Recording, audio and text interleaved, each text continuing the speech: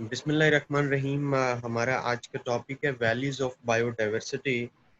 Values या benefits of biodiversity आप इसे कह सकते हैं। ये हम देखेंगे। इसकी मुख्तलिफ किस्म की वैल्यूज होती हैं। हम इससे भी पहले के वैल्यूज की तरफ जाएं, बायोडाइवर्सिटी के मीनिंग्स को थोड़ा हम देख लेते हैं क्या होती है। बायोडाइवर्सिटी और biological diversity refers to the range of life forms on earth. ज़मीन के ऊपर जितनी भी लाइफ की फॉर्म्स होती हैं, तरीकाकार होते हैं, उससे बायोडाइवर्सिटी कहते हैं। The biosphere comprises of a complex collection of innumerable organisms known as biodiversity. मतलब इतने ऑर्गेनिजम्स होते हैं जिनको आप काउंट ही नहीं कर सकते। Which constitute the vital life support for survival of human race. और उसके अलावा includes millions of plants, animals and micro organisms, the genes they contain and ecosystems of which they are part। Biodiversity का ये थोड़ा सा idea था, आपको पता होना चाहिए। उसके बाद हम इसकी वैल्यूज की तरफ बढ़ेंगे। मैं थोड़ा आपको इसका प्लान बता देता हूँ। ह्यूमन एक्टिविटीज ऑन बायोडाइवर्सिटी जो हो रही हैं या हो चुकी हैं, उसमें साइज एंड रिसोर्स का इस्तेमाल करते हैं।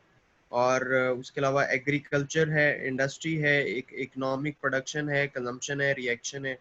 बायोडाइवर्सिटी ये ह्यूमन एक्टिविटीज हैं बायोडाइवर्सिटी के परस्पेक्टिव से। और डायरेक्ट इफेक्ट्स होते हैं डिग्रेडेशन का और डिस्ट्रक्शन का ऑफ नेचुरल इकोसिस्टम्स। जब आप मतलब आप डिस्ट्रक्शन करते हैं, कटाव होता है ज़मीन का, जंगलात का वगैरह वगैरह, और कई नेचुरल रिसोर्सेज को आप जब काटते हैं तो ज़ाहिर बात है उसका डायरेक्ट इफेक्ट इसके ऊपर इकोसिस्टम पे होता है, बायोडाइवर्सिटी पे होता है। Changes in number and distribution of species. तो आपकी काफ़ी सारी जो स्पीशीज हैं उनकी डिस्ट्रीब्यूशन और उनके नंबर्स चेंज होते हैं। Alteration of natural chemical cycle and energy flows भी अफेक्ट करते हैं। ठीक है। उसके अलावा pollution of air, water and soil, ये भी आपकी बायोडाइवर्सिटी को अफेक्ट करते हैं। इनडायरेक्ट इफेक्ट्स भी होते हैं, जैसे क्लाइमेट चेंज है या लॉस ऑफ बायोडाइवर्सिटी है, कहीं पे कोई बायोडाइवर्सिटी का लॉस हो जाता है। तो ये मैंने आपको ह्यूमन एक्टिविटीज का बताया। लॉस ऑफ बायोडाइवर्सिटी को अगर हम डिटेल में देखें तो every day around the globe species are being lost, other being pushed towards extinction. कुछ ऐसी हैं जो बिखर जाती हैं स्पीशीज, और कुछ लॉस हो जाती हैं यानी मर जाती हैं, खत्म हो जाती हैं। Earth biodiversity is more threatened today than any other time in the past. आजकल मतलब इन रिसेंट इरा जितनी भी बायोडाइवर्सिटी है जमीन के ऊपर, उसको बहुत थ्रेट है, खत्म होती जा रही है। During last 200 million years 100 to 1000 species became extinct in the century. हर सेंचुरी में कोई 100 से 1000 स्पीशीज हर सेंचुरी के अंदर खत्म होती रही हैं। But evolution also brought forth new life forms replacing species that were lost. Today we are losing about 1500 species every 2 months, after every 2 month। इस तरह का लॉस हो रहा है स्पीशीज का अर्थ के ऊपर। आपको आइडिया इसका हुआ होगा। अब मैं थोड़ा आपको इकोनॉमिक टर्म्स में बताता हूँ। इकोनॉमिक टर्म्स में economically there are main two types of values of biodiversity, और उसमें यूज वैल्यू है। यूज वैल्यू के हिसाब से डायरेक्ट वैल्यूज हम इसको डिस्ट्रीब्यूट कर लेते हैं डायरेक्ट वैल्यूज में, इनडायरेक्ट वैल्यूज में और ऑप्शन वैल्यूज में। और नॉन यूज वैल्यूज में आपका बीक्वेस्ट वैल्यू आती, बीक्वेस्ट वैल्यू होती विलिंग टू पे फॉर इट्स एग्जिस्टेंस। ठीक है। और एग्जिस्टेंस वैल्यू होती है नोइंग इट्स एक्सपीरियंस एग्जिस्टेंस, जब आप इसकी एग्जिस्टेंस के बारे में जानते हो। तो इकोनॉमिक टर्म्स के अंदर हम इस तरह बेसिकली दो टाइप्स में हम डिवाइड करते हैं बायोडाइवर्सिटी की वैल्यूज को। और आगे चल के हम इनकी डिटेल में थोड़ा सा जाते हैं। सबसे पहले डायरेक्ट वैल्यूज की हम बात करते हैं। Direct values are concerned with the enjoyment और satisfaction received directly by biological resources. Directly biological resources से जब आप कोई इंजॉयमेंट करते हैं, मतलब पार्क्स में जाते हैं, सब्जे को देखते हैं, इस तरह की चीजें आप डायरेक्टली अपनी लाइफ के अंदर, मतलब बागीचे होते हैं उनको आप देखते हो, या उसके अलावा कुछ स्पीशीज आपने पाल रखी होती हैं, जैसे पालतू जानवर आप घरों में रखते हैं। ठीक है। एक्वेरियम के जरिए फिश को रखते हैं या दीगर मतलब जो परिंदे वगैरह। They can be relatively easily observed and measured, often by assigning prices to them. तो उनको इजीली आप मेजर कर सकते हैं, उनकी कीमतें लगा सकते हैं.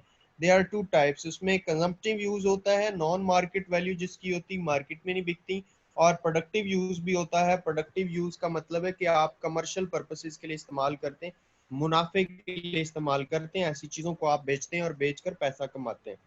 ठीक है. कंजम्पटिव वैल्यू का मैं थोड़ा डिटेल बता दूं. The value of the nature's product, यानी नेचर ने जो प्रोडक्ट आपको दी है उसका वैल्यू क्या, that are consume directly such as firewoods, मतलब आप लकड़ियां जलाते हैं या फॉडर मीट आप इस्तेमाल करते हैं. In other words the products which are consume directly without passing through the market. Consumptive use value seldom appear in national income accounts, क्योंकि जारी बात है जब आप उसे अकाउंट में लाते ही नहीं है तो फिर वो नेशनल इनकम अकाउंट में आती नहीं है, नेशनल इनकम में काउंट नहीं की जाती, लेकिन उससे लोग इस्तेफादा तो उठ लेते हैं ना. अभी देखें कंजम्पटिव यूज वैल्यूज का मैं थोड़ा और एग्जांपल आपको दूं. The most important point of consumptive use is that some rural communities closest to the forest or other natural areas can prosper through the sustainable harvesting of wildlife species. Wildlife species को वो क्या करते हैं, काट लेते हैं, harvest कर लेते हैं, उनका शिकार कर लेते हैं, डायरेक्ट कंजम्पशन करते हैं. जैसे कलेक्शन ऑफ बेरीज है, मशरूम्स है, हर्ब्स, जड़ी बूटियां, प्लांट्स, उनको वो वहां से ले आते हैं और उनको इस्तेमाल करते हैं दवाइयों के लिए या दीगर अपने कामों के लिए. ये तमाम कंजम्पटिव यूजेस हैं. ये तस्वीर आपको क्लियरली इस बारे में बता रही है. आप देख सकते हो कि वो लोग जो गांव में दूर दराज इलाकों में या जंगलों के करीब रहते हैं वो किस तरह मुख्तलिफ किस्म की जड़ी बूटियां, हर्ब्स और ऐसे प्लांट्स को वो अपने कंजम्पटिव इस्तेमाल में लाते हैं. अब प्रोडक्टिव यूज की अब बात कर लेते हैं. Product that are commercially harvested for exchange in formal markets. जो फार्मली मार्केट्स बड़ी बड़ी बनी होती हैं तो वहां पे भी हम इनको इस्तेमाल करते हैं. बायोडाइवर्सिटी का इस्तेमाल होता है स्पीशीज का. each species is valuable to humans. The global collection of genes, species, habitats and ecosystem is a resource that provides for human needs now. It is also essential for human survival in the future. This is often only value of biological resources that is reflected in income accounts. आपको पता है कि जितनी भी commercial markets बनी हुई हैं उन मार्केट्स के अंदर कमर्शियली हम इन चीज़ों को, लकड़ी को या दीगर पीछे जो जिनकी मैं बात कर रहा था वो सारी वहाँ पे जाती हैं और सेल होती हैं और फिर उसके बाद वो रीसेल होती हैं और उनको दोबारा चीज़ें उनकी बनाई जाती हैं आगे. प्रोडक्टिव यूजेस की बात करें तो ये चले मैं आपको यहाँ पे एग्जांपल दे देता हूँ प्रोडक्टिव यूजेस की. Product such as animal skin इस्तेमाल होती है, आइवरी, मेडिकल प्लांट्स इस्तेमाल होते हैं, यानी हाथी के ये जो हड्डियां होती, दांत वगैरह, आनी इस्तेमाल होता है, बी वैक्स, फाइबर्स, गम्स हाथी के जो है वो एक्स्ट्रा इस्तेमाल होते हैं. ठीक है. और उसके बर्तन बनते हैं, आपको पता ही है. ये सारे प्रोडक्टिव यूजेस हैं इसके, आपके बायो जीन्स स्पीशीज के, मुख्तलिफ स्पीशीज के. इनडायरेक्ट वैल्यूज की बात करें तो it deals primarily with the functions और ecosystems. Do not normally appear in national accounting system. हमारी नेशनल इनकम में वो काउंट तो नहीं करते, but they may outweigh direct values they are computed. लेकिन अदरवाइज उनकी वैल्यूज को कंप्यूट किया जाता है. Reflects the value of biological diversity to socially to society locally or at large rather than to individuals or corporate entities. यानी commercially entities तो इस मतलब उस नहीं आती इस कैटेगरी में, लेकिन इंडिविजुअल्स इस्तेमाल करते हैं अपने तौर पे. Direct values often derive from indirect values because harvested species of plants and animals are supported goods and services provided by their environment. ये इनडायरेक्ट वैल्यूज हैं जिनका कहीं नाम ही नहीं होता, लेकिन वो वैल्यूज उनकी इस्तेमाल तो की जाती हैं बायोडाइवर्सिटी की. इनडायरेक्ट वैल्यूज की भी आगे टाइप्स हैं. अब देखें उसमें नॉन कंजप्टिव जो इस्तेमाल में आती हैं उसमें सोशल होती हैं, उसमें एथिकल होती हैं, उसमें एस्थेटिक होती हैं और कुछ ऑप्शनल वैल्यूज होती हैं। मैं इनकी भी एग्जांपल्स आपको दे देता हूं ताकि आपका इसमें कॉन्सेप्ट क्लियर होता जाए।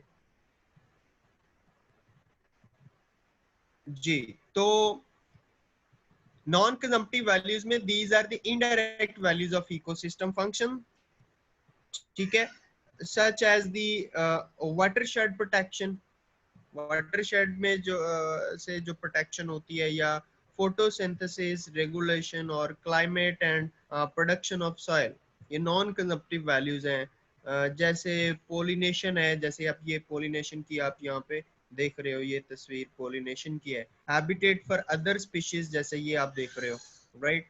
तो ये नॉन कंजम्पटिव वैल्यूज, इनको हम कंज्यूम तो नहीं करते, लेकिन ये जंगल की या किसी एरिया की खूबसूरती होती है। आपने चिड़िया घर में जाके इसका अंदाजा किया होगा, लोग इनको विजिट करते हैं, ठीक है। सोशल वैल्यू की अगर बात करें तो दुनिया के अंदर biodiversity particularly important for its religious, spiritual and other cultural uses. अब कई लोग ऐसे हैं जो जानवरों की पूजा करते हैं, ठीक है, गाय वगैरह की पूजा करते हैं, तो वो उनको स्पिरिचुअली और रिलीजियस मतलब उसके साथ वो होते हैं। मैनी प्लांट्स, कुछ लोग हाथियों की इबादत करते हैं, तो वो हाथियों को नहीं मतलब उनकी वो होने देते। many plants and animals have ritual significance, बहुत ज्यादा बहुत इंपॉर्टेंस की बात हो रही है। the entire ecosystem is utilized for cultural and spiritual purposes, और ये पूरा पूरा इकोसिस्टम जो है वो मस्ट बी स्पिरिचुअली उसको इस्तेमाल किया जाता है, और लोग उसकी उसको बड़ी कदर की निगाह से देखते हैं। Social values, sorry, social values अभी मैं आपको बता चुका, मैंने अभी क्लियर किया आपको। हम थोड़ा सा आगे चलते हैं। सोशल वैल्यूज के अलावा मैं आपको मिसाल एग्जांपल देता हूँ ना इसकी। ये आपके सामने एग्जांपल्स आ रही हैं। Among auspicious flowers offered in temples are hibiscus, ठीक है। आप ये देखें कि कई ऐसे मंदिर हैं जहाँ पे फूल इस्तेमाल होते हैं, स्पेशल टाइप के फूल इस्तेमाल होते हैं, ऑफर टू गॉडेस काली। मतलब हिंदू जो है वो अपने गॉडेस काली को फूल पेश करते हैं। और उसके अलावा डेटोरा फ्लावर टू शिवा, शिवा एक उनका गॉड है, उसको वो डेटोरा फ्लावर पेश करते हैं हिंदुस्तान के अंदर। गुजरात की अगर आप बात करें तो गुजरात में सामी है, उसमें प्रोस्कोपिस और spicigera is used in sacrificial fires, ठीक है, क्रैकर्स इस्तेमाल करने के लिए इस्तेमाल होता है। उसके अलावा sacred values was attached to patches of forest believed to be abode of goods and ancestors and utilized only for prayers and related rituals, ठीक है। उनकी जितनी भी रिचुअल्स वगैरह मतलब रसूमात होती हैं, उसके लिए कई ऐसी स्पीशीज को वो इस्तेमाल करते हैं, और उनको फिर काटने और उनको दफा दूर करने के लिए वो एग्री नहीं होते। एथिकल वैल्यूज की मैं बात करूं तो although economic arguments can be advanced to justify the protection of biological diversity, there are also strong ethical arguments for doing so. Protecting biological diversity can be justified on ethical grounds, मतलब आप ethically, morally biodiversity को आप protect करते हैं, as well as सोन economic ground, जिस तरह के economic grounds पे मतलब आप सोचते हैं। ethical argument assert that human have a duty to protect species based on their intrinsic values, मतलब वो स्पीशीज जिन जो बिल्कुल मुख्तलिफ वैल्यूज की हैं, बिल्कुल नायाब है, उनको बचाना, उनको प्रोटेक्ट करना एक हमारी इथिकल वैल्यू बनती है, अनरिलेटेड टू ह्यूमन नीड्स, जो ह्यूमन नीड्स से रिलेटिव भी नहीं है, तो फिर उनको क्यों हमने तबाह करना है। ये एथिकली हर बंदा इसके बारे में सोचता है, ठीक है। मैं डिटेल इसकी थोड़ी और शेयर करूं तो people do not have the rights to destroy species and should take action to prevent their extinction. The loss of one species have for reached consequences to biological community and human society. People must learn to live within the ecological systems constraint of the planets, must learn to minimize the environmental damage and take responsibility for their action. Right?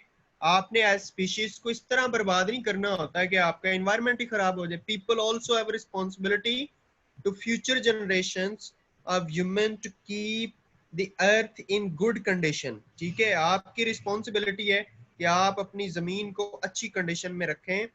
और अभी आजकल जो clean and green मुहिम पाकिस्तान के अंदर चल रहा है कि हमने इतने पौधे लगाने हैं, तो मतलब ये एक अच्छा चल रहा है। इससे आपका जो इन्वायरमेंट है वो भी नीट एंड क्लीन रहता है। सिंथेटिक वैल्यूज की बात करें तो regardless of our own material self interest, we should treat nature specially respectfully.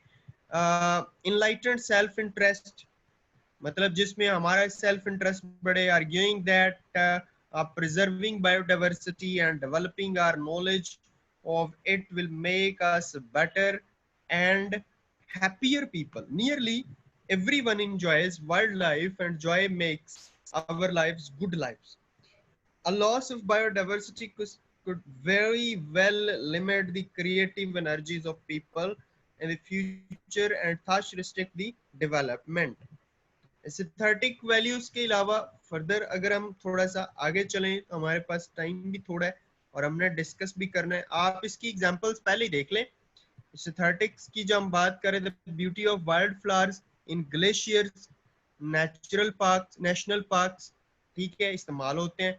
उसके अलावा हाइकिंग के लिए canoeing and mountain climbing are physically, intellectually and emotionally satisfying, right. उसके अलावा people spend tens of billion of dollar annually in these pursuits, proof enough of their value। मतलब ये जितने आपके पहाड़ हैं, ऊंचान चट्टाने हैं, ठीक है, या वाइल्ड फ्लावर्स हैं, वहां पे लोग विजिट करते हैं बाकायदा तौर पे, उनकी खूबसूरती से सेटिस्फाई होते हैं। तो फिर हमने ऐसे रिजॉर्ट्स को, ऐसी स्पीशीज को हमने क्यों तबाह करना है? हमने उनको प्रिजर्व करना है, ये हमारी रिस्पॉन्सिबिलिटी बनती है। ऑप्शन वैल्यू भी है the tangible values of biodiversity, intangible values of biodiversity. मतलब हमारे दिमाग में कुछ बायोडाइवर्सिटी की वैल्यूज होती हैं, उन्हें इंटेंजिबल कहते हैं। That is keeping option for the future and simply knowing that certain species exist.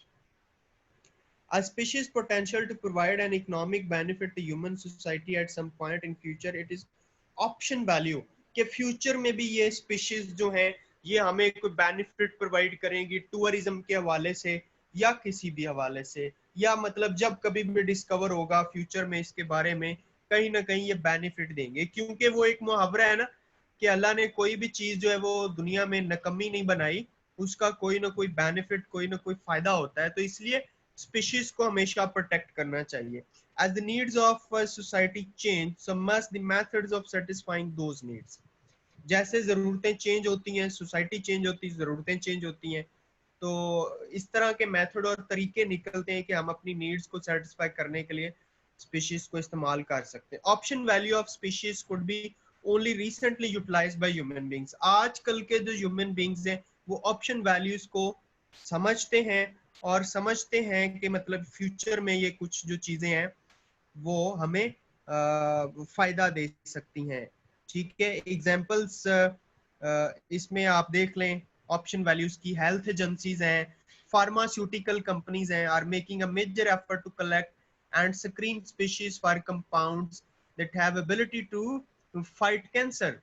ठीक है, ये एजेंसीज कर रही हैं, मतलब फार्मास्यूटिकल्स रिसर्च कर रही हैं कि कौन कई ऐसी चीजें हैं, हर्ब्स हैं, स्पीशीज हैं जो कैंसर से लड़ने के लिए मतलब इस्तेमाल हो सकती हैं। In some cases well known species have been found to have exactly those properties needed to deal with a significant human problem। समझ रहे होंगे ना आप बात? देखो तो स्पीशीज की बायोडाइवर्सिटी की कितनी मतलब वैल्यू है।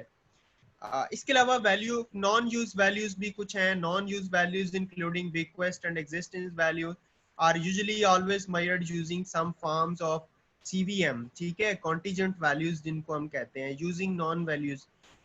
Cultural values may be very important in non use values, e.g. lake seven in Armenia। Lakes बनी होती है ना, तो लेक्स जो कुदरती तौर पे बनी होती हैं लेक्स, उनको हम छेड़ते नहीं है, वो खूबसूरती के लिए इस्तेमाल होती हैं, देखने के लिए इस्तेमाल होती हैं। वैल्यूज में भी small per person a few dollars but large when aggregated as in Armenia. ठीक है, no use values are usually harder to sell to decision makers, but for some types of biodiversity जी panda, the blue whale. Non-use values account for almost all the economic value measured in a TEV calculation. तो ये भी कुछ examples थी, आपने इन examples को देखा। मैं पाकिस्तान के अंदर आपको कई सैफल मलूक, हन्ना, ट्रीज की मैं बात कर लेता हूँ। चलें, इकोनॉमिक वैल्यूज के अलावा एक वैल्यू, एक जो ट्री है उसकी वैल्यू कितनी होती है। The tree that lives for 50 years generates rupees 5.3 lakh worth of oxygen, recycles rupees 6.4 lakhs worth of fertility, facilitates rupees 6.4 lakhs worth of soil erosion control, जमीन की कटाई से भी रोकता है, ऑक्सीजन देता है, creates rupees 10.5 lakhs worth of air pollution control, and provides rupees 5.3 lakhs worth of shelter for birds and animals. Besides it provide flowers, fruits and timber. So when one tree falls or it felled, something worth more than rupees 33.9 lakhs is almost, ठीक है। आप इसका शायद आपको मतलब ये यकीन ना आ रहा हो कि ऐसा कैसे हो सकता है। आप ये देखें, ये देखें आप, ट्री आपके सामने आ रहा है, 1 2 3 4 5 लोगों के हाथों की जंजीर जिस ट्री को कवर नहीं कर पा रही, वो ट्री कितना बड़ा है और वो कितनी ऑक्सीजन देता होगा, राइट, और कितनी वो सोल इरेशन को रोकता होगा, जमीनी कटाई को रोकता होगा, कितना उसका बेनिफिट हो सकता है। तो जो मैंने बात की, आपको ये पिक्चर देखकर पता चल गया होगा, सही है। द टोटल इकोनॉमिक वैल्यू अगर आप अप्रोच अगर निकालें बायोडाइवर्सिटी की, द टोटल